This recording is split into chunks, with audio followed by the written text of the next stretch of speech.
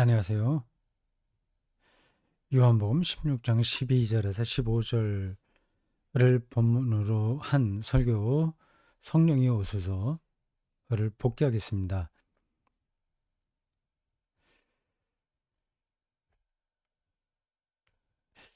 성령이 오소서 혹은 오소서 성령이여 라고도 할 수 있습니다. Veni Sancte Spiritus입니다.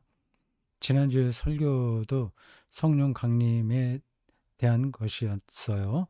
그때 마지막 단락에서 그 어, 라틴어 기도문 제목을 말씀드렸습니다.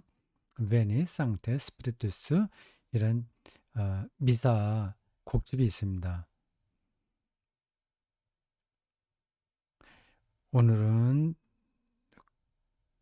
좀 더 그 성령이 오소서라는 그 기도 제목을 앞에 놓고 설교하려고 합니다.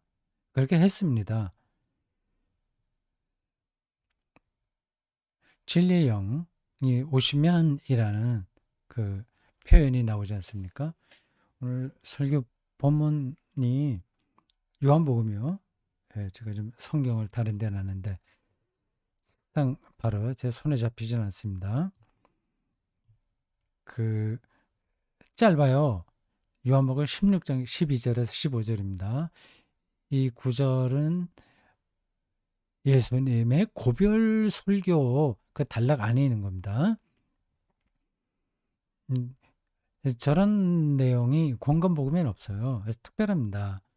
저 긴 단락을 고별 설교라고 합니다. 한 4장 정도에 걸쳐서 나오는 이야기인데 그걸 예수님께서 직접 하셨다고 보기는 힘들죠. 요한복음 교회 공동체의 신앙 고백이라고 보는 게 옳습니다. 여러 번 말씀드린 건데 복음서에는 예수님이 직접 하신 말씀도 있고요. 초기 그리스도인들이 대신한 이야기 있습니다. 예수님의 친언이냐 아니냐 그런 어, 검증이 일단 필요해요. 그 검증하지 않아도 큰 문제가 없긴 합니다. 예수님이 직접 하신 말씀이 아니라고 하더라도 예수님의 다른 가르침과 그 운명 속에서 경험한 제자들의 신앙 고백이니까 예수님의 말씀으로 이해해도 잘못은 아니에요. 그리스도교의 교회의 특징 몇 가지 있는데 그 중에 하나가 사도성입니다. 그러니까 사도의 신앙을 통해서 우리가 예수님을 알게 되는 거거든요. 그 예수님이 직접 한 말씀이 아니라고 하더라도 그게 크게 문제가 되는 건 아닙니다. 그러나 일단 그걸 구별할 필요는 있죠. 요한복음 여러 장에 걸쳐서 나오는 이 고별 설교를 예수님이 직접 한 말씀으로 보기는 힘들죠. 그렇게 길게 하기도 힘들죠.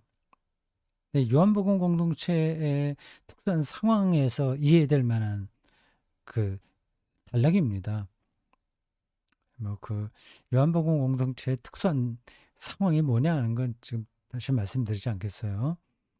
진리의 영이 오시면이라는 그 표현이 나와요.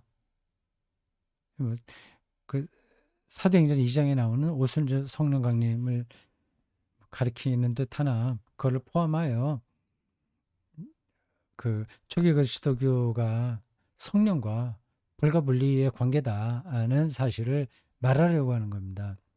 근데 여기에 오해의 소지가 없지 않아 있습니다. 오신다고 하면 그럼 어디 다른 데 있다가 여기 오는 건가? 여기는 완전히 없다가 생기는 건가? 그런 어, 생각이 들죠. 자연스럽게요. 우리 인간 언어라고 하는 것은 그런 한계가 있어요. 네. 근데 여기 없기 때문에 오는 게 아닙니다. 그 오순절 성령 강림 이전에도 성령이 없다고 말할 수 없잖아요. 예수님께서 그 고별 설교 가운데서 내가 성령을 보혜사 성령을 보내겠다고 말씀하셨어요. 예, 그럼 그 전에는 성령이 없었단 말이냐? 그렇게 우리가 일단 들을 수 있습니다. 그렇지 않습니다. 성령은 하나님의 창조 사건 이래에 이 세상에서 떠난 적은 없어요. 그러니까 성령은 있다 없다 그렇게 말할 수 없는 겁니다. 하나님의 존재 방식이 영적이잖아요. 하나님이 영이시네라는 그 표현에도 나왔듯이요. 그러니까 하나님이 계신 곳은 성령이 있는 겁니다. 또 그리스도의 활동이 바로 성령의 일인 거예요. 그 그리스도는 역사 기원 전후 그 BC, AD 그 사이에 태어나셨으니까 그럼 그 전에는 그리스도가 없는 시대이지 않습니까? 근데 요한복음의 표현에 따르면 예수님은 창조 이전에 이미 존재하신 거예요. 로고스 태초에 말씀이 계시니라고 요한복음 1장 1절에 나오지 않습니까? 그러니까 예수님이 역사적으로는 그 BC AD 그 사이에서 33년 동안 활동하셨지만 그 하나님의 구원 행위라는 차원에서 본다면 그건 이미 창조 때부터 존재하는 겁니다. 그러니까 예수님과 하나님은 하나인 거죠. 성령도 어느 때부터 있었던 게 아니라 원래부터 있는 겁니다. 그런데 왜 사도행전에는 그 성령이 그 마가의 다락방에 제자들과 추종자들이 모였을 때 불길 모양, 뭐 바람 소리 이런 것으로 거기에 강림한 것처럼 말하냐 하는 생각이 들죠. 그 메타포입니다. 일종의 그림말이라고 할 수 있어요. 어떤 궁극적인 사실을 그림처럼 전하는 겁니다. 혹은 내러티브라고 할 수 있어요. 대화, 이야기, 스토리텔링, 그게 딱 맞아 떨어지는 표현은 아니지만 그 어떤 궁극적인 세계를 우리들이 그 시간과 공간 안에서 경험할 수 있는 어떤 방식으로 전하는 겁니다. 예. 진리의 영이 오신다는 거를 진리의 영은 성령이에요. 제가 설교하면서 그 두 단어를 번갈아 썼습니다.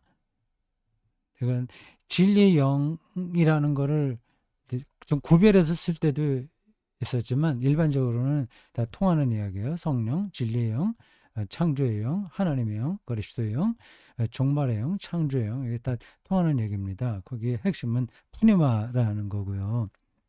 그러니까 이걸 우리가 주고받고 하는 식으로 생각하시면 안 돼요. 성령 받아라 해서 우리가 어떤 능력을 받는 게 아닙니다. 표현은 그렇게 할 수 있어요. 이 절대적인 세계라서 그 경험을 받아라라든지 오소서라고 말할 수는 있으나 그거를 어떤 사실적인 음, 음, 말로 이해하면 곤란합니다. 예배 후에 몇몇 교인들하고 일제 카페에서 담소를 나눌 때 그런 질문을 하신 분이 있어요. 바로 지금 얘기한 겁니다. 우리가 계속 성령이 오소서라고 기도를 한다면 그럼 우리의 성령이 왔었는데 또 떠났단 말이냐? 떠났다가 다시 온단 말이냐? 이미 성령이 우리에게 와서 예수를 고백하고 믿음으로 살고 있는데 또 성령이 오셔서 이렇게 기도할 필요가 있나? 더군다나 좀 열광주의적인 그 교회에서는 뭐 주여 삼창을 한다든가 어떤 은사 중심으로 그 성령을 받아야 돼서 그 능력으로 살아야 되는 것처럼 이야기하는데 그게 참 이해가 잘 안 된다. 그런 질문이었습니다. 예, 그럼 뭐 이미 설교에서 어느 정도 그 답이 나왔을 거라고 보고요. 오늘 설교 복귀에 뒤로 가면서 그 좀 비슷한 대답이 나올 겁니다. 좀 기다려 보십시오. 진리의 영이 오신다라는 표현이 이 인간 언어예요. 언어는 늘 제한적입니다. 언어 자체가 제한적이기도 하고 어떤 궁극적인 사태를 언어로 말할 수가 없어요. 이게 어떤 뜻인지는 되게 아실 겁니다. 아, 근데 뭐 꼭 아는 것도 아닌데.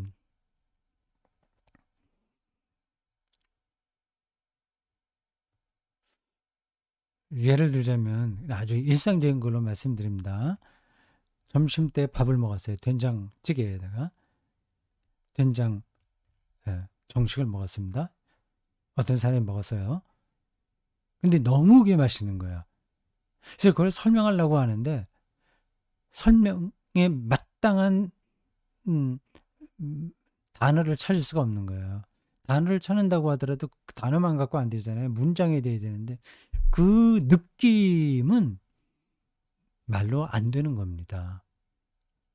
그 사람이 지난 과거에 이 먹는 문제로 얼마나 힘들었는지도 알아야 되고, 그리고 그 사람이 생물학과 물리학을 통해서 이 지구에 어떤 먹을거리가 생산된다는 사실에 대한 깊은 이해가 있었던 거예요. 그런 것도 다 연관되는 겁니다.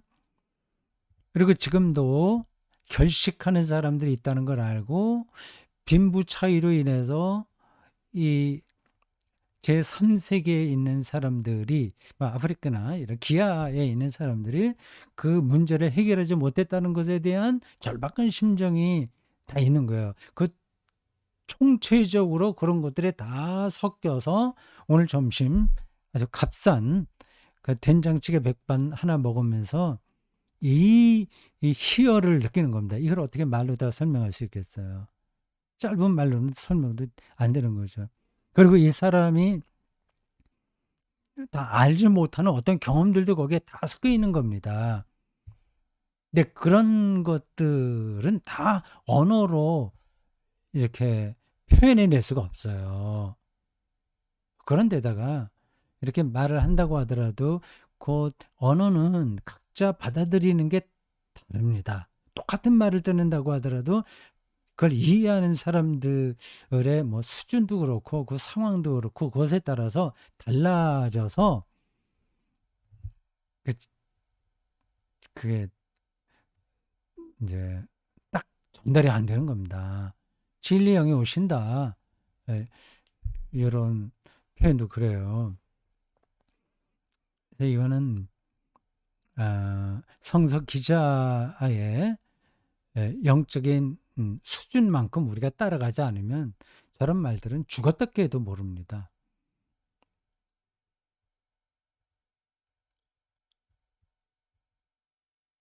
설교자가 읽다는 걸 알아야 됩니다. 알지 못하고 전하니까 아무리 그 사람이 인격적이고 어, 목회자로서 성실하다고 하더라도 성서의 세계를 바르게 전할 수가 없어요. 여기 이제 해석학이 들어오게 되는데 그 숨어 있는 언어의 깊이 안으로 들어가서 그를 오늘의 언어로 새롭게 주조해 내야 되거든요. 이게 뭐 보통 문제겠습니까? 아니, 뭐 이렇게 설교가 어렵다고 얘기하냐. 그건 은혜롭게 잘 전하기만 하면 되지. 그래 생각하실 거예요. 뭐 이렇게 그냥 큰 틀에서 본다면 뭐 그런 정도로 전해도 됩니다. 그렇게 전한다고 해서 그게 다 바른 설교는 아닙니다. 아는 것만큼 보인다는 말이 여기에도 적용됩니다. 오신다는 이라는 표현에서 중요한 건 뭐 그는 우리는 그냥 성령이 오셔서 계속 거기에 매달리지 않습니까? 음, 그게 또 감정적으로 고조 상태에 올라가는 거를 성령 경험처럼 또 이야기하고요. 감정적으로 고조되는 현상을 제가 무조건 무시하는 게 아니에요. 근데 거기에 떨어지는 게 문제인 거죠. 음악 경험도 깊이 들어가면 감정적으로 고조되죠. 근데 음악이 깊이 들어가지 못하면서 그냥 감정적으로 고조될 수가 있습니다. 이 인간은 이상해서 자기가 뭐, 그쵸. 그건 거기까지 나갈 필요는 없는데 내용 그러니까 이렇게 감정적으로 감수성에서 고조될 만한 컨텐츠가 없는데도 그렇게 될 수 있습니다.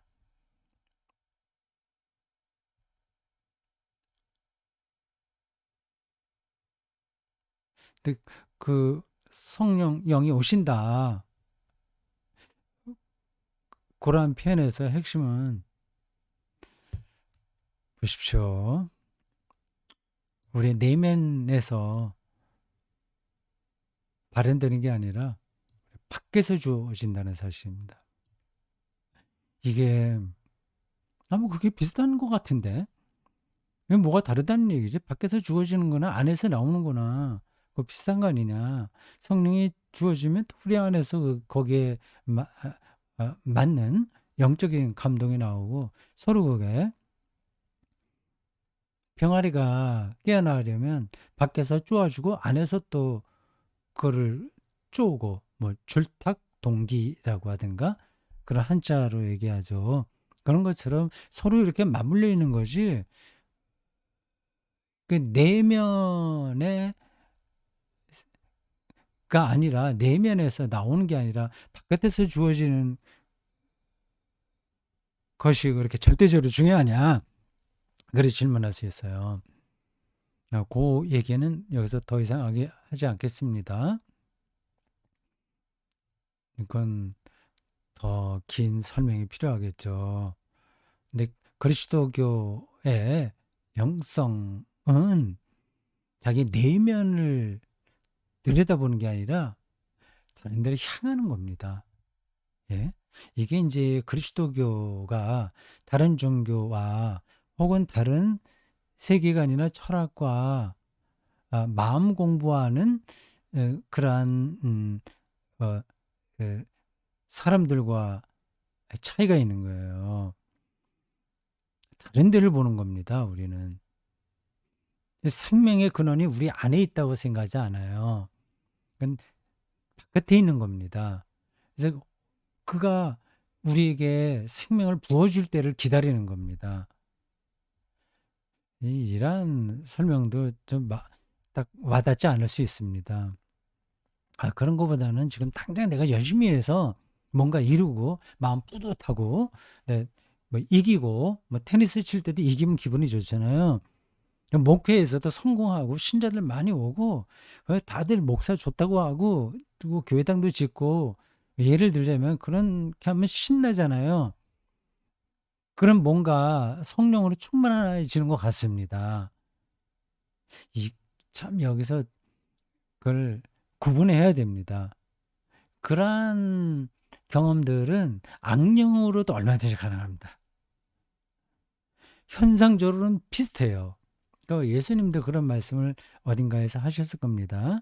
악령도 기사와 능력 이걸 다 보이는 거예요. 그- 그러한 놀라운 일들에 빠져버리는 것 자체가 중요한 건 아닙니다. 예, 잠깐만 이 말이 옆으로 가는데 우리 안에서 나오는 게 아니라 엑스트라 노스 우리 밖에서 인 노스 그러니까 자기 안이 아니라 엑스트라 노스 밖에서 주어진다는 사실을 종교적인 아포리즘으로 바꾸면 그리스도교적인 아포리즘으로 바꾸면 오소서 성령이여입니다.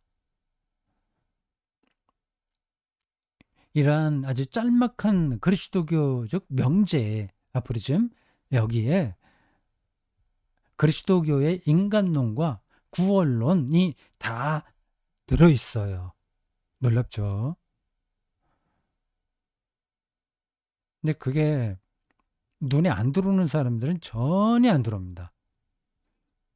성령이 오셔서 그렇지, 경배와 찬양하고 주여 삼창하고 뭐 방언으로부터 시작해서 모든 은사들을 받고 소나무 뿌리 이제 몇 개 뽑고 이런 식으로 자기의 이 자기 열망이죠, 말하자면.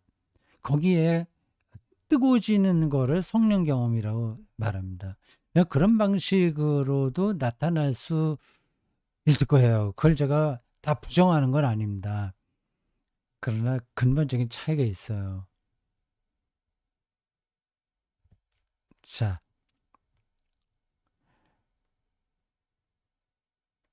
진리의 영이 오시면 이라는 말은 구원 혹은 하나님 경험이 우리 내면에서 발현되는 게 아니라 밖에서 주어진다는 뜻입니다.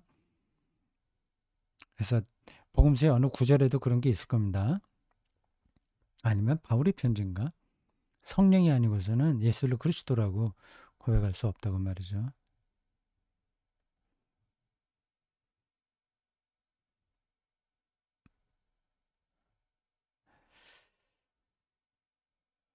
그리스도교가 성령이 오소서라는 기도문을 아뢰었다는 사실은 타종교와 기독교가 어떻게 다른가를 단적으로 보여주는 한 사건입니다. 아니면 한 현상인 거예요. 자기 치료를 하는 게 아닙니다. 네, 자기 암시, 대증 치료, 그런 거하고는 다른 방식으로 인간 문제에 접근하는 겁니다. 뭐 여러분 삶을 어떻게 재밌게 사시나요? 혹은 어떻게 행복하다는 느낌이 듭니까? 자유롭다, 안식을 누린다 하는 거를 어떤 때 경험하십니까? 오늘 현대의 문명은 여흥 쪽으로 많이 갑니다. 대한민국 유독히 그래요. 엔터테인먼트죠. 그냥 우리가 아무 생각 없이 그냥 오락을 즐기듯이 그렇게 즐겁게 지내는 순간도 필요합니다. 근데 그게 너무 많은 거예요. 그건 잠깐 있으면 됩니다. 잠깐. 그러한 오락이라고 하더라도 그거마저도 어떤 다른 중심에서 나오면 더 좋죠. 근데 순전히 자기 연민, 음, 어, 자기 의로움, 뭐 자기 구원, 여기에 머물러 있으니까 문제입니다. 이렇게 표현을 했습니다. 우리가 안식을 누리지 못하는 이유는, 안식은 구원이에요. 다른 말로는 행복입니다. 복이에요. 그렇게 안 되는 이유는 죄의 문제 아닙니까? 그게 죄의 속성이잖아요. 그러니까 하나님과의 관계가 끊어지는 게 죄잖아요. 그러니까 하나님은 생명이니까 하나님과의 관계에서만 생명 충만이 가능한데 그게 끊어졌으니 인간이 생명을 누리지 못하고 그러면 행복하지 않은 거죠. 행복하지 않은 상태에서 그걸 행복한 것인 것처럼 포장을 하려다 보니까 자기가 행복하지 않다는 것을 감춰야 되잖아요. 그럼 이제 재미만 찾는 겁니다. 그, 아, 죄가 우리의 삶을 파괴하는데 인간이 죄인이라서 그 어떤 방법을 통해서도 우리는 그렇게 그 자기 내면에서 나오는 어떤 방식으로 구원을 경험할 수 없습니다. 사이비 구원은 가능합니다. 예. 상담받고 그리고 뭐 재미있는 그 뭐 오락하고 또 집 사고 가정 잘 꾸리고 행복한 삶의 어떤 그 로드맵이 있지 않습니까? 그걸 하나하나 갖춰가면 허전한 마음들이 조금 감춰지긴 하는데 그걸로 되지가 않습니다. 그래서 이렇게 표현했습니다. 마음 편히 먹는다고 해서 편해지냐? 마음을 비운다고 다짐하지만 그게 비워지면 오히려 악한 영이 여기 들어간다고 했습니다. 뭐 이런 비유는 예수님 공간복음에 다른 데도 나와요. 악한 영이 나갔는데 그래서 마음을 깨끗하게 했는데 오히려 그 악한 영이 여기저기 다니다가 쉴 데가 없으니까 다른 악한 영을 데리고 그 안에 들어오게 된 겁니다.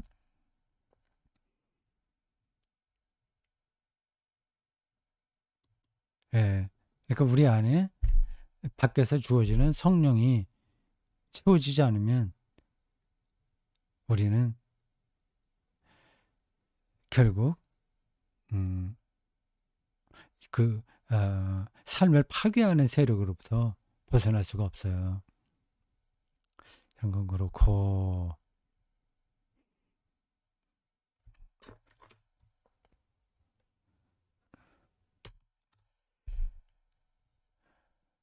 진리가 뭐냐 그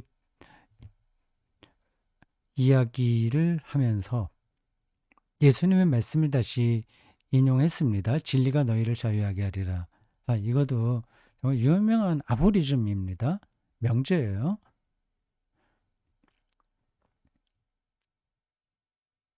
그 진리는 자유는 자유는 억압 상태에서 벗어나는 거잖아요. 그 억압된다는 것은 생명을 파괴에 당하는 거 아니겠습니까? 출애굽 상황이나 바벨론으로부터 해방 등등을 생각해 보십시오. 구약에 나와 있는 역사적 사건들입니다. 그 자유를 얻어서 나오는 거잖아요. 애굽에 먹을 게 없습니까? 훨씬 더 먹을 건 많았어요. 그 바벨론에 먹을 게 없습니까? 훨씬 발전한 문명 사회이기 때문에 제국이에요. 그 나라들은. 훨씬 먹을 건 많았습니다. 그래도 유대인들은 거기서 자유를 얻지를 못했습니다. 근데 거기서 벗어나야 자유를 얻잖아요. 생명을 얻는다는 말인데, 진리가 우리를 자유롭게 한다는 말은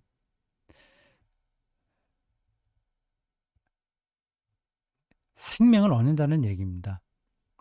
생명을 얻게 하는 게 진리인 거죠. 이제 그리스도교 신앙에서 볼 때 우리는 예수를 통해서 생명을 얻는다고 믿으니까 그 예수가 바로 진리인 거죠. 그러니까 진리라고 하는 단어도 뭐 뒤에 설명이 알레티아라는 헬라어를 그 어원을 풀어서 설명을 했는데 그건 뭐 접어둔다고 하더라도 그 진리가 네, 그 단어 설명 이해하시겠죠? 뭐 트루스. 근데 원래 헬라어에서 진리는 의미가 달라요. 어, 어원적으로는요. 그러니까 그 말이 어떻게 시작했느냐를 알면 그 단어의 의미를 더 정확하게 이해하는 겁니다. 하여튼 그건 그렇고 그건 접어두고요. 그 진리라는 말도 그래 단순한 게 아니라는 걸 아시겠죠? 뭐 진리만이 아니라 인간의 모든 언어가 그렇습니다. 그게 나오는 그 단어가 파생된 상황이 있는 거예요. 고대인들이 그 단어를 통해서 어떤 세계를 경험한 거예요. 그 세계가 그 단어 안에 이렇게 압축되어 있는 겁니다. 그래서 하이데거가 언어를 존재의 집이라고 했어요. 예, 그런 걸 조금씩 여러분들이 느끼셔야 됩니다. 그 설교자 그리고 목회자들은 신학 과정에서 이 철학과 인문학을 반드시 공부해야 됩니다. 그거 없이 성서 텍스트를 대하는 거는 이건 굉장히 위험합니다. 바로 앞에서 말씀드린 것처럼 성서도 언어잖아요. 언어의 역사적 맥락을 이해해야만 그 성서를 바르게 해석할 수 있고 전할 수 있는 거예요. 그런 게 없으니까 성령이 오소서라는 그런 말들을 그냥 뭐 불덩어리를 받는 것처럼 어떤 그 은사를 받아서 뭐 이렇게 자기가 높아지는 것처럼 그렇게만 생각하는 거죠. 그러니까 소유로 생각하고 성령을 도구적으로 다룰 수 있는 어떤 기술처럼 기술자가 되는 것처럼 생각하는 겁니다. 성령 기술자가 되는 거예요. 법 기술자라는 말이 있죠. 예, 법의 정신으로 들어간 게 아니라 법을 잘 기술적으로 다뤄서 자기가 목표로 하는 바를 이루려고 하는 사람을 가리켜서 법 기술자라고 하죠. 그러니까 성령 기술자들이 많은 겁니다. 성령 기술자에 떨어지게 됩니다. 이 언어는 그러니까 사람을 살리기도 하지만 죽이기도 합니다. 성경도 마찬가지예요. 진리라는 그 단어 하나만 우리가 바르게 이해한다고 하더라도 그리스도교 신앙에서 많은 잘못된 생각들을 고칠 수 있을 겁니다. 진리가 우리를 자유롭게 한다. 예수님의 말씀을 인용한 겁니다. 진리가 너희를 자유롭게 하리라. 진리를 할지니 진리가 너희를 자유롭게 하리라. 이 요한복음 8장 32절 이 구절 이 문장을 지문으로 놓고 F용지 한 5장으로 주석하시라. 이란 논술 시험이 가능합니다. 제가 목사고시 조직신학이나 뭐 설교학이나 이런 출제위원이라고 한다면 후보생들에게 저런 문제를 낼 겁니다.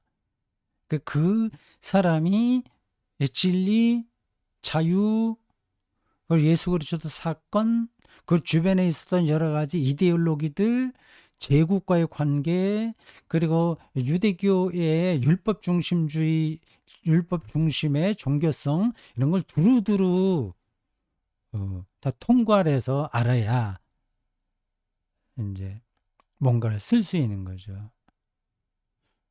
그러니까 저 문장 안에 많은 세계가 들어있는 거예요. 그 사람이 능력만 있다면 저 문장만 갖고 책 한 권 쓸 수 있습니다. 그래서 철학에서 진리론이 어떻게 전개되는지를 따라가야 되잖아요. 특별히 그리스도교 신앙의 관점에서 볼 때 예수가 진리라는 사실을 어떻게 변증할 것인가라는 것도 다 들어있잖아요. 그러니까 그리스도론, 뭐 일반 그 철학의 진리론, 뭐 그리고 이제 생각이 더 나가면 많은 것들이 거기에 곁들여 있습니다. 이게 진리 알레티아, 이 진리라는 이 단어가 그냥 뚝 떨어진 게 아니라 오랜 역사 과정을 통해서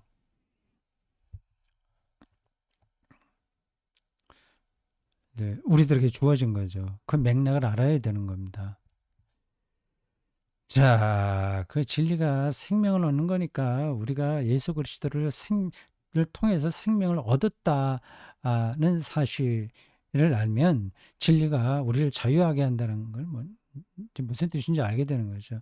자유를 얻는다고 하는 것은 출애굽과 바벨론 해방처럼 억압된 상태에서 해방되는 거거든요. 그러니까 오늘 우리를 억압하고 있는 세력이 뭔가를 알아야 되겠죠. 현대 문명에 대한 비판도 여기에 가능하겠죠. 그렇습니다.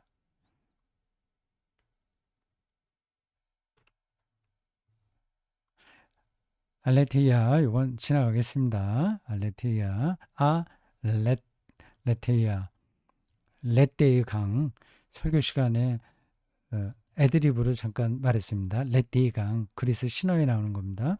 죽은 사람들이 건너야 될 강이에요. 그 강을 건너면 망각의 강이라고 해서 이 생에서 경험했던 모든 것들을 잊어버리는 겁니다. 이,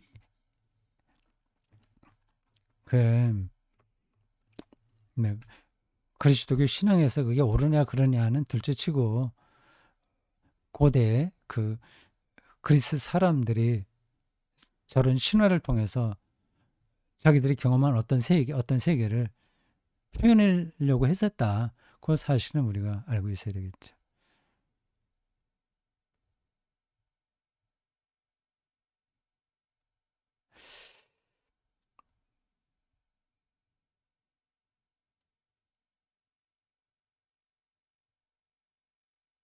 자, 여기 호모우시오스라고 하는 단어가 나옵니다. 이건 니케아 회의에서 나온 단어입니다. 저기에 얽힌 교리사도 아주 복잡합니다. 신학을 공부하려면 그 교리사를 충분히 공부해야 돼요.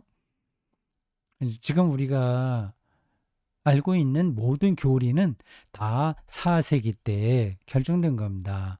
니케아와 니케아와 니케아 콘스탄티노플 종교회의 요즘 맞죠? 그러니까 니케아라고 하는 도시에서 일어난 게 한 번 있었고 그다음에 콘스탄티노플 맞죠? 예, 4세기 초와 4세기 말에 있었던 겁니다. 그다음 어떤 과정을 통해서 결정되냐 하는 것을 알아야죠. 삼위일체가 기독교의 정통 교리가 안 될 수도 있었습니다. 다른 주장을 하는 사람들이 있었거든요. 그러니까 저 삼위일체론 또 그걸 좁혀서 얘기하면 예수의 신성에 대한 문제, 신성과 인성의 결합의 문제를 어떻게 보느냐에 따라서 달라지는 겁니다. 예수는 하나님과 다르다. 일단 이 인간이다. 이렇게 생각하면 그건 이제 아리우스 입장이거든요. 주교 아리우스라는 주교가 있었습니다. 대단한 능력의 사람이었어요.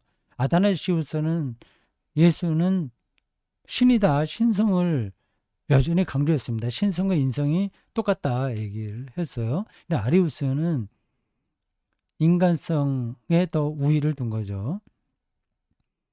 신성에 더 거의 일방적으로 우위권을 둔 사람들이 영지주의로 흘러버렸고요. 아주 복잡합니다.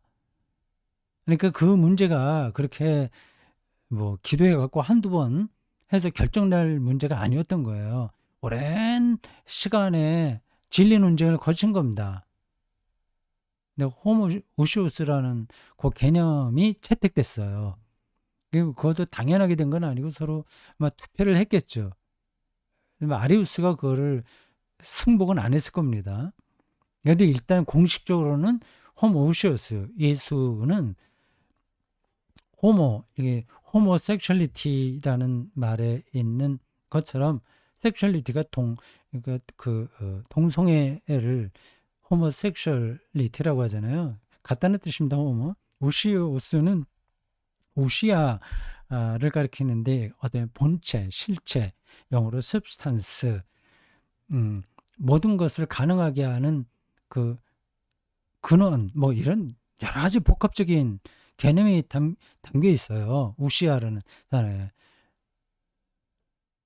예수는 그러니까 하나님과 이 본체적으로 동일하다 그 뜻입니다. 그러니까 저런 건 뭐 일반 신자들에게는 좀 거리가 먼 이야기예요. 뭐 같으면 같지. 뭐 예수를 하나님이지 뭐 호모우시우스라고 하냐. 근데 이게 또 간단한 문제가 아니잖아요. 예수가 우리와 똑같이 시간과 공간 안에 한계 안에서 살았는데 그분을 갖다가 신이라고, 신은 또 그 시간과 공간을 뛰어넘죠. 초월자잖아요. 그걸 무조건 또 똑같다고 얘기할 수는 없는 겁니다. 아리우스파도 상당한 세력이었었는데 그 회의 끝난 다음에 그래도 논쟁이 계속됐습니다. 그래서 아리우스는 헤테로 우시오스라고 해서 이질론을 가리, 예수는 하나님과 질적으로 다르다, 본체가 다르다 얘기를 했어요. 아타나시오스는 호모 우시오스다 같다 얘기했죠. 나중에 어떤 학자가 또 중재를 했는데 그 정확한 이름 제가 다 잊어버렸습니다. 호모 이 우시오스를 주장하기도 했어요. 이가 들어갔어요. 그래서 유질론이라고 합니다. 그거는. 예. 그리스도교 정통은 결국은 헤테로 우시오스와 호모 이 우시오스를 배격하고 호모 우시오스를 선택했습니다. 예수가 하나님과 본질의 깊이에선 동일하다고 하는 겁니다. 이제 거기서 생명을 얻는 거죠. 이건 지나가고요.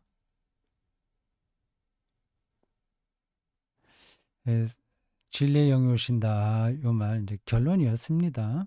거기 얘기를 하면서 연인들에게도 그런 경험이 있고 또 엄마들에게도 그런 경험이 있다. 내가 어떤 사람을 선택한 게 아니라 그 사람이 나에게 맞다. 그 말이죠. 절대적인 깊이로 들어간 사람들은 다 경험합니다. 시가 내게 왔다고 얘기하고요.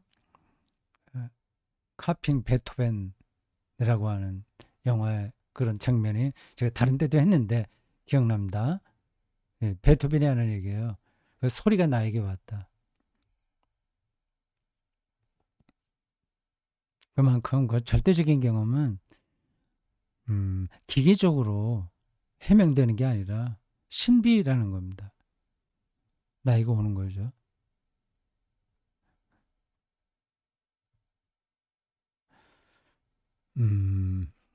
마지막 대목에서 이렇게 얘기했습니다. 성령이여 오소서라는 기도를 시작하자고 말이죠.